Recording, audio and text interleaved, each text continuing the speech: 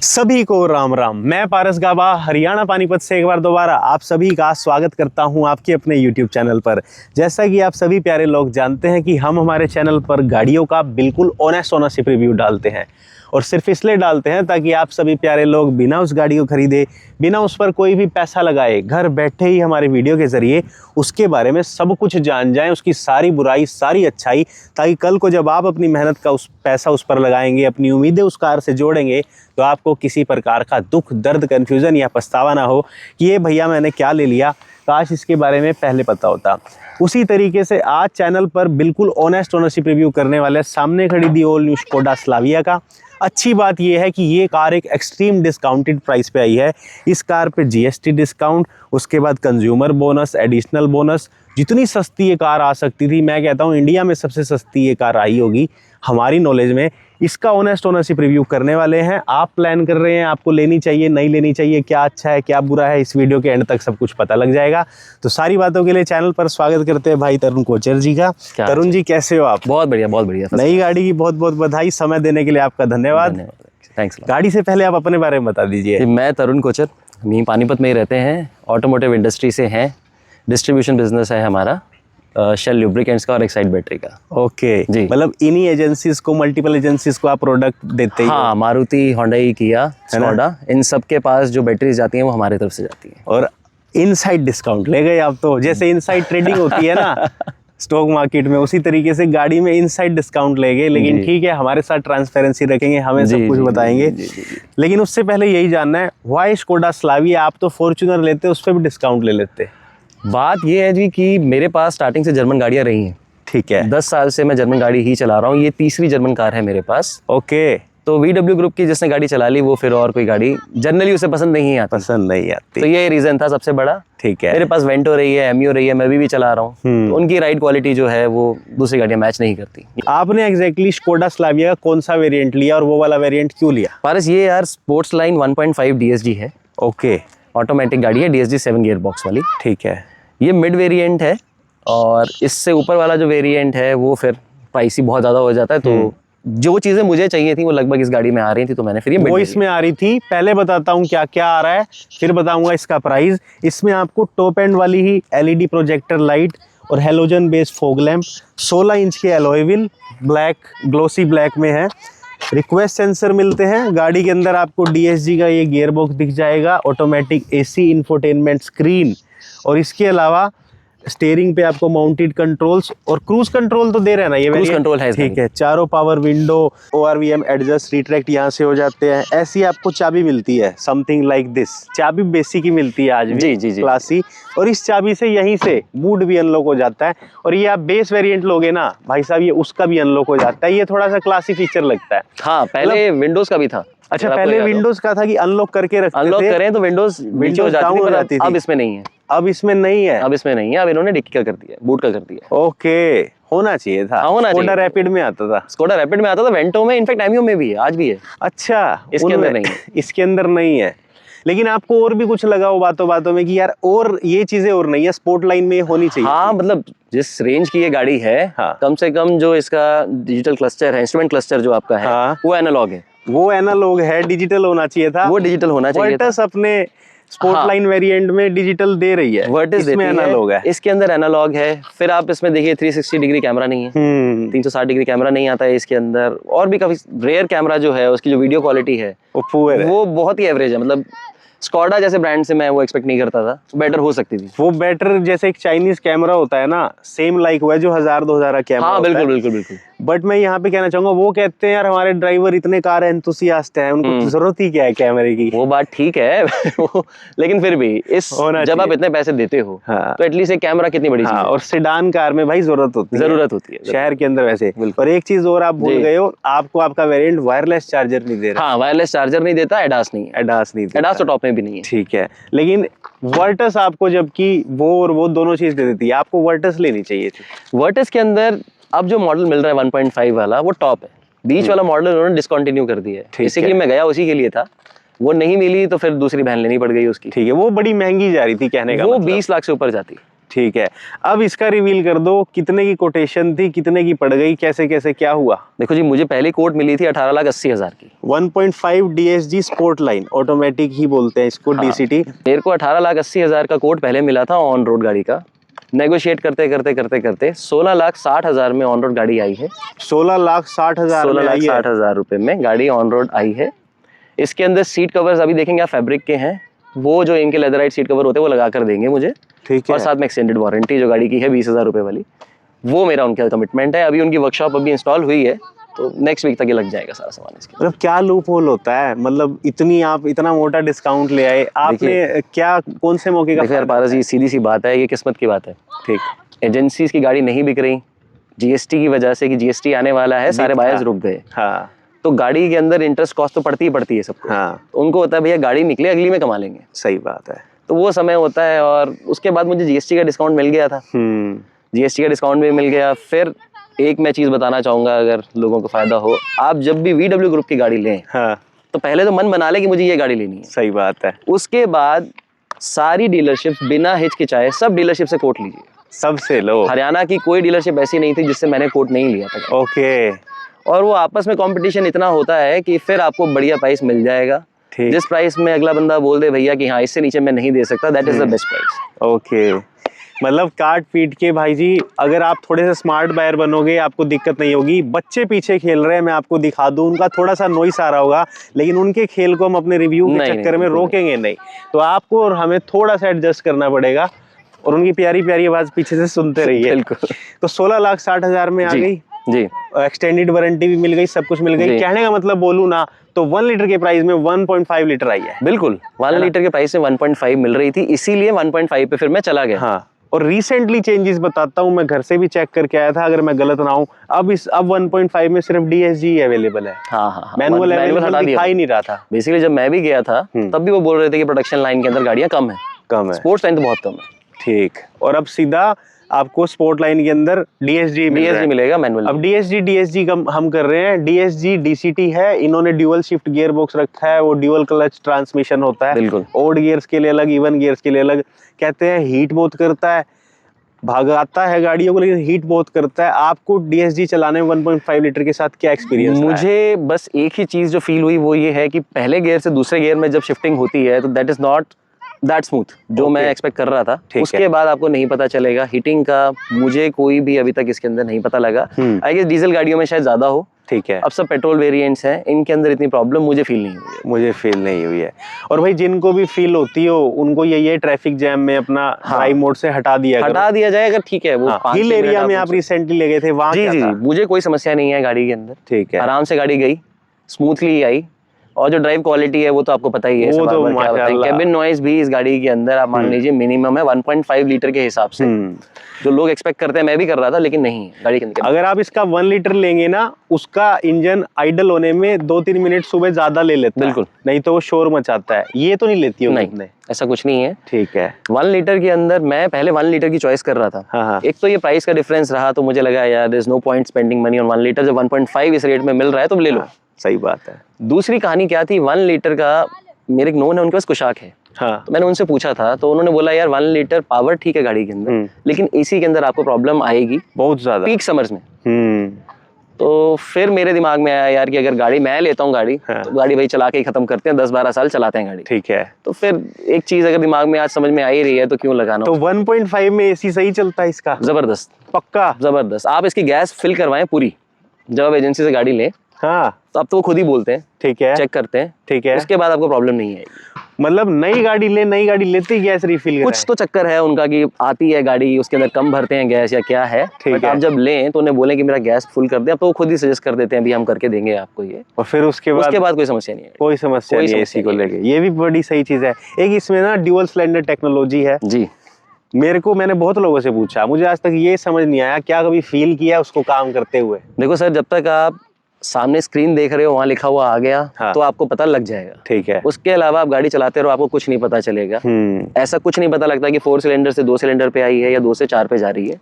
ठीक है, average speed हुआ आ गया तो हाँ 2000 आरपीएम तक अगर आप गाड़ी रखते हो ऑलमोस्ट, तो आपका 2 सिलेंडर पे एक्टिवेटेड रहता है, वो लिखा हुआ आ जाता है। जिन लोगों को नहीं पता उनके लिए बता दूं, इस कार में ड्यूल सिलेंडर टेक्नोलॉजी है, यानी कि जब कम आरपीएम होगा तो ये 2 सिलेंडर पे काम करेगी, जिससे माइलेज एफिशिएंट बनेगी।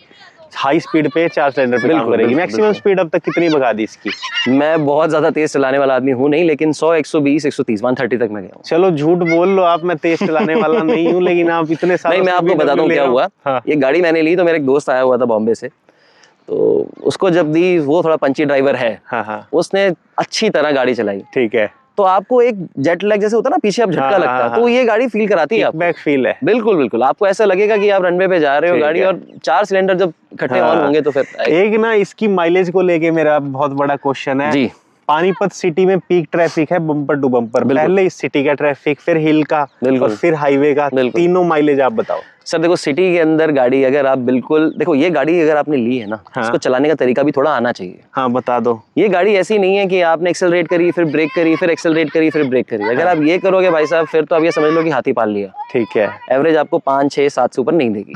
तब अगर पंजा दबाया, ब्रेक दबाया, पंजा दबाया, ब्रेक दबाया, पंजा दबाया, एक बेसिकली आपने उसके आरपीएम बढ़ाए फिर घटाए। हाँ, कहानी टेक्निकली यही है। अगर आप गाड़ी स्मूथली चलाते हो, 2000, 2500 आरपीएम तक गाड़ी लेके जाते हो, अपने आप गियर शिफ्टिंग कर रही है, तो ट्रैफिक के अंदर भी आपको 10, 11 इस रेंज की एवरेज दे देती है। दे देगी भाई साहब। कल रात को मैं 9-10 किलोमीटर चला कर आया हूँ, तो 12 की एवरेज मुझे दिखाई, अभी भी देखेंगे आप, दिख जाएगी उसकी, वो आ रही है।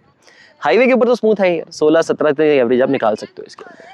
हाईवे पे 16-17 की निकाल रहे हैं अपनी ड्राइविंग के हिसाब से ब्रदर, और सिटी में भी 10 तक का ले रहे हैं। कई लोग बोलते हैं कि 20 से ऊपर जाती है, बट वो मुझे एक क्लेम लगता है जो मेरे साथ तो नहीं है। 16 साथ नहीं हुआ। और भाई सबके अपने अपने एक्सपीरियंस है। आप में से कोई अपना एक्सपीरियंस शेयर करना चाहता है, कमेंट में बता देना कि ऐसा हुआ या नहीं। एक बार सर इधर आ जाइए। बिल्कुल। टायर्स को लेके बता दो, 16 इंच है या 17 है? 205, 55, R 16 बेसिकली ये 16 है, और स्टेफनी भी 16 है। अच्छा, स्टेपनी भी 16 है। हाँ। एलॉय तो नहीं है ना स्टेपनी में? नहीं। ये आपको परफॉर्मेंस ठीक लगी या लगा कि दिस नीड्स इंप्रूवमेंट? नहीं, ठीक है, बढ़िया है। ग्राउंड क्लियरेंस गाड़ी की काफी अच्छी है। हाँ, 179 mm ग्राउंड क्लियरेंस है। अभी पहाड़ों में गए थे, कहाँ लगा के आए हो? कहीं दिक्कत नहीं आई, ठीक, बहुत स्मूथली गई, बहुत स्मूथली आई, और वही फायदा है इसका। सेडान भी है और ग्राउंड क्लियरेंस भी आपको एक एवरेज गाड़ी से ज्यादा देती है, एवरेज सेडान से ज्यादा। फ्रंट डिस्क है, रियर ड्रम है, लेकिन फीचर सारे हैं, ABS, EBD सब कुछ। भागती तो है 0 से 100 बहुत जल्दी, 100 से 0 ब्रेकिंग ले आती फटाफट, आराम से। ठीक, अब टेस्ट करके देखो, आपको पता लगेगा। करेंगे। एक चीज सस्पेंशन को लेके, वर्टस का स्टिफर है, इसका कहते हैं सॉफ्ट है। कितना सॉफ्ट है? नहीं, मैं आपको ये बताऊं कि शहर के अंदर आपको फील होगा स्टिफ है, लेकिन वही स्टिफनेस जब आप हाईवे पे जाते हो तो स्टेबिलिटी इंक्रीज कर देती है। ठीक है, तो बस वही वाली बात है कि सारी चीजें आपको इकट्ठी नहीं मिलती, लेकिन आपको सस्पेंशन को लेके कोई प्रॉब्लम हो इस गाड़ी में, वो नहीं है। प्रॉब्लम नहीं है, लेकिन मैं आपको एक क्लैरिटी देता हूँ, या जैसे मैं वर्टस भी बड़ी चलाता हूँ, मिलता रहता हूँ, उसके सस्पेंशन बहुत इससे भी ज्यादा स्टिफ है। ये उसके कंपेयरली सॉफ्ट है, लेकिन बहुत ज्यादा सॉफ्ट नहीं है। मतलब ये आपको मैं बता देता हूँ। और एक चीज, इस कार को लोगे तो बता देता हूँ, या सेडान कोई भी लोगे तो आपको एक चीज की क्लैरिटी देता हूँ। ये मैंने अनलॉक किया, सॉरी, ये मैंने इसको खोला, ये खोलने के बाद ये जो स्पेस है ना, ये स्पेस सेडान कार का कह लो या स्पेसिफिकली कार का कह लो, और अगर आपकी पेड़ पौधों के नीचे गाड़ी खड़ी होती तो है, इसमें बहुत भाई इसमें बहुत दिक्कत होती है। आने वाले टाइम पे जर लग सकता है। हालांकि ये अपनी पेंट की गारंटी वारंटी अच्छी खासी दे रहे हैं, बट आप जब भी क्लीन कराएं इसको भी कराएं। अब जैसे सर की कार ले लो, सर को एकदम शौक हो रहा है कि देखो कितनी ज्यादा, मैंने अभी सुबह साफ करवाई, सुबह ये धुली है लेकिन ये रह गया। तो ये आपके लिए एक मैं पॉइंट बता रहा हूँ। इंटीरियर में प्लास्टिक को लेकर कहते हैं कि इसका हार्ड बहुत है। मुझे इसका इंटीरियर वर्टेस से बेटर लगता है। ओके, और प्लास्टिक में इसके आपको लगा भाई in the very near future आपको ये टचिंग रेटलिंग या नॉइसेस क्रिएट करेगा? नहीं, अभी तो मुझे नहीं लगता, और मेरा पुराना एक्सपीरियंस भी जो इन गाड़ियों के साथ रहा है, कोई प्रॉब्लम नहीं है ये। ठीक है, जिनको नहीं पता, इसको पुल करने से इसके फॉग लाइट जल जाती है। फॉग लाइट जल जाती है। कैसे पुल होगा सर? मैं ज्यादा ना खींच दूं। नहीं, आराम से इसको ऐसे करेंगे, इसको ऐसे पुल कर दो तो फॉग लाइट जल जाती है। अगर ये पुश्ड रहेगा फिर नहीं होगा। और अगर बात करें, ये जो 10 इंच की स्क्रीन मिल रही है, हालांकि इंस्ट्रूमेंट क्लस्टर आपको यहाँ पे एनालॉग मिला है, बिल्कुल, ये स्क्रीन आपको सारे फीचर दे रही है और सारी इन्फॉर्मेशन देती है। सब इन्फॉर्मेशन स्क्रीन के ऊपर आएगी, और सफिशिएंट है स्क्रीन। इससे ज्यादा स्क्रीन का मुझे कोई यूटिलिटी लगती नहीं है। इसमें कोई लैग वैग तो नहीं है स्क्रीन? नहीं सर। और ये लो भाई देख लो, रियर पार्किंग कैमरा की क्वालिटी कुछ ऐसी है। अरे इसमें एडेप्टिव गाइडलाइंस तक नहीं है, ये थोड़ा सा ज्यादा कॉम्प्रोमाइज हो गया। हाँ, वो नहीं है। ठीक है। एसी को लेके ये ऐसे कंट्रोल होता है, इसको कंट्रोल करने में या कोई इसमें कोई issue ना नहीं ना है? कोई इशू नहीं है, बिल्कुल ठीक ठाक टच ठीक है। बेटर होता है अगर आपके पास, वैसे मैं भी ये मानता हूँ, बेटर है अगर नीचे नॉब्स दिए हो, कि मैनुअल ही होता। मैनुअली होता। ओके, ये ऑटो नहीं है, मैं देख पा रहा हूँ ये ऑटो नहीं है। नहीं rear seat comfort as compared to sedan, इसका आप क्या आउट ऑफ 10 रेट करोगे? सर देखो, पीछे मेरा बैठना बहुत कम हुआ है, लेकिन जितने लोग बैठे हैं हाँ। उनको कोई प्रॉब्लम नहीं आई। हेडरूम भी ठीक है और लेग रूम भी, लेग स्पेस भी आपका कंफर्टेबल है। हाँ, और आपको क्या लगता है कि कितना लंबा सफर आप इसमें नॉन स्टॉप तय कर सकते हो बिना थके? यार मैंने 10 घंटे तक तो गाड़ी चलाई हुई है। 10 ये वाली घंटे नहीं तक? चलाई, ठीक है। वेंटो चलाई है। ठीक तो है। मैं अगर उससे कंपेयर करूं तो इतनी तो चला सकता है आदमी। हाँ, ये गाड़ी चला के आप थकोगे नहीं, थकोगे नहीं? ये गाड़ी चला के आप थकोगे नहीं। ठीक है, मतलब ये कंफर्ट बहुत ज्यादा है गाड़ी के अंदर, ड्राइवर्स ओके। कार है ये। ड्राइवर्स कार है, बिल्कुल। ठीक है। अगर मैं बात करूं, जो आपको ये 4 स्पीकर प्लस 4 फीटर का इसमें सेट जी जी जी जी। How is this all over? यार ये मेरा एक शौकिया चीज़ है, मुझे काफ़ी गानों का बहुत शौक है। हाँ। मेरा मानना ये है कि इनकी स्पीकर की क्वालिटीज़ जो है वो थोड़ी डिग्रेड हुई है। अगर मैं 10 साल पहले के स्पीकर्स देखूं, ठीक। इस गाड़ी में सबवूफर नहीं आता। ठीक है। सबवूफर टॉप मॉडल के अंदर है। इसका जो स्टीरियो है, उसकी जो पावर है वो भी शायद टॉप मॉडल से कम है। ठीक है। अच्छा है, आप सुन सकते हो, आप एंजॉय करोगे, लेकिन अगर आप म्यूजिक एंथुसियास्ट हो बहुत ज़्यादा तो आपको फिर थोड़ा एक लैग लगेगा उसके अंदर, तो थोड़ा सा लैग लगेगा। अदरवाइज नॉर्मल आदमी के लिए it is more than sufficient. ठीक है। अभी रिसेंटली आपको पता है इनका एक एनिवर्सरी एडिशन आया स्कोडा जी जी जी, स्लाविया उसके का। अंदर इन्होंने उसमें 360 डिग्री कैमरा इन्होंने दिया। हाँ, मैं वो चला के आया, मेरे सर्कल में वो कार आ ठीक है। गई है, उसका कल रिव्यू होके वो भी हाँ। अपडेट हो जाएगा हाँ, हमारे हाँ, चैनल हाँ, पे। हाँ। भाई साहब उसकी क्वालिटी भी फुद्दू। पर उसमें एक और चीज़ है, वो मैंने भी देखा था, वो डीलर फिटेड है। वो डीलर फिटेड है, लेकिन वो 360 डिग्री कैमरा भी फेल है। बस वही है, वो कंपनी फिटेड नहीं है, वो डीलर फिटेड है। तो डीलर फिटेड क्वालिटी वो नहीं रहेगी जो वैसे होती है, वो नहीं रहेगी। ये वही चक्कर था, इस चक्कर में मैंने भी फिर वो इतनी सारी अंदर की और बाहर की बातें करने के बाद बड़े भैया से अब एक फाइनल बात पूछने वाला हूँ, लेकिन वो जाने से पहले जाओ, पहले तो इन्हें कॉन्ग्रेचुलेट करो कि इन्होंने नई कार ली। थैंक यू करो, इतना प्यारा सा रिव्यू दिया। और आपकी जो भी क्वेरीज है कमेंट करो, और हमारे रिप्लाईज थोड़े लेट हो जाते होंगे, आपस में एक दूसरे को आंसर देके सॉर्ट आउट किया करो, एक दूसरे की मदद किया करो। बिल्कुल। कंक्लूजन से पहले एक सर्विस कॉस्ट और स्पेयर पार्ट कॉस्ट को जो इसकी लो रीसेल पुअर रीसेल वैल्यू है, उसको आप कैसे एलोबरेट करोगे अपने नजरिए में? देखो, वो परसेप्शन है लोगों का। हाँ। बेसिकली अगर आपकी गाड़ी 10 साल चल रही है और आपने वो गाड़ी चलाई है, आपने उसे कंज्यूम किया है, तो आप रीसेल के बारे में नई गाड़ी में सोच रहे हो, मुझे समझ में नहीं आता। मैं गाड़ी लेता हूँ कि मेरे को वो चलानी है, चलाकर गाड़ी खत्म करनी है और उसे एंजॉय करना है। ओके। स्पेयर पार्ट्स का प्रॉब्लम था, लेकिन वो आज से 5, 7, 8 साल पहले था, जब जर्मनी से सारे पार्ट इंपोर्ट होते थे इनके। ठीक है। अब पुणे में, मेरे हिसाब से, नॉलेज गलत भी हो सकती है, पुणे में पार्ट्स बनते हैं तो वो उतने महंगे नहीं है जितने पहले थे। ठीक है। सर्विस के पैकेजेस मिल जाते हैं आपको। हाँ। नॉर्मल गाड़ी की अगर 5-6 हज़ार में सर्विस हो रही है तो ये 7-8 हज़ार में हो जाएगी, इससे ज्यादा का डिफरेंस नहीं और आएगा। 15,000 किलोमीटर पे होता 15,000 किलोमीटर पे होनी है, फुली सिंथेटिक इंजन ऑयल जाता है, इंजन बचा रहता है। मैं आपको इसका एक एग्जांपल देता हूँ। 2 गाड़ियां मेरे पास डीजल की रही हैं। मेरा सस्पेंशन का काम वेंटो का 1,10,000 किलोमीटर पे जाके हुआ। 1,10,000 किलोमीटर का काम हुआ। सस्पेंशन का काम हुआ।